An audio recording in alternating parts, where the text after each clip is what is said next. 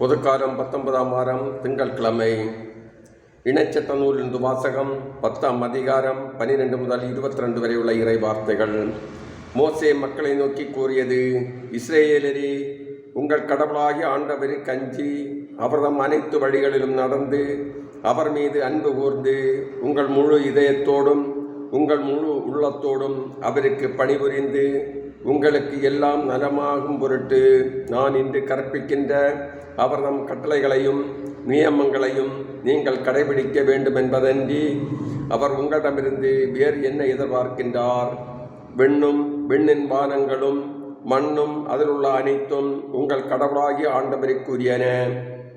இருப்பினும் உங்கள் மூதாதையர் மீது பற்று வைத்து அன்பு கூர்ந்தார். அவர்களுக்கு பின் அவர்களுடைய வழிமரபினராகிய உங்களை எல்லா மக்களினங்களினின்றும் இந்நாள் இருப்பது போல தெரிந்து கொண்டார். ஆகவே உங்கள் உள்ளத்தை விருத்த சேதனம் செய்யுங்கள், வணங்கா கழுத்தினராயிராதீர்கள்.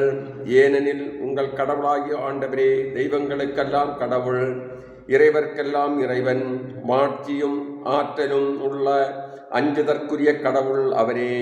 அவர் ஓரவஞ்சனை செய்வதில்லை, கையூட்டு வாங்குவதும் இல்லை.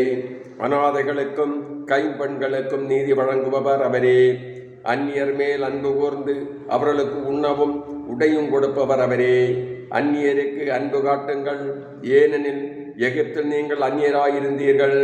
உங்கள் கடவுளாகிய ஆண்டவருக்கே அஞ்சுங்கள், அவருக்கே பணிபுரிந்து அவரை பற்றி கொள்ளுங்கள். அவர் பெயராலே ஆணையிடுங்கள். அவரே உங்கள் புகழ்ச்சி, அவரே உங்கள் கடவுள். உங்கள் கண்கள் கண்ட ஆற்றல் மிகு அச்செயல்களை உங்களுக்காக செய்தவர் அவரே. உங்கள் மூதாதையர் 70 ஆண்டுகளாய் எகிப்துக்கு போனார்கள். இப்பொழுதோ உங்கள் கடவுளாகிய ஆண்டவர் உங்களை வானத்து மின்மீன்கள் போல் பெருகச் செய்துள்ளார். இது ஆண்டவர் வழங்கும் அருள்வாக்கு. இறைவா, உமக்கு நன்றி.